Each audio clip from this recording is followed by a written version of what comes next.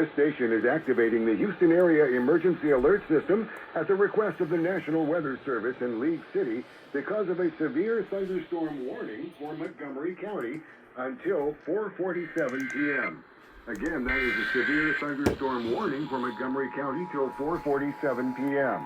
This concludes activation of the Houston Area Emergency Alert System at the request of the National Weather Service in League City because of a severe thunderstorm warning. Remember, when news breaks out, we break until 4:47 p.m. Again, that is a severe thunderstorm warning for Montgomery County till 4:47 p.m. This concludes activation of the Houston Area Emergency Alert System. The pricing of the tickets that I thought priced out fans and led to empty stadiums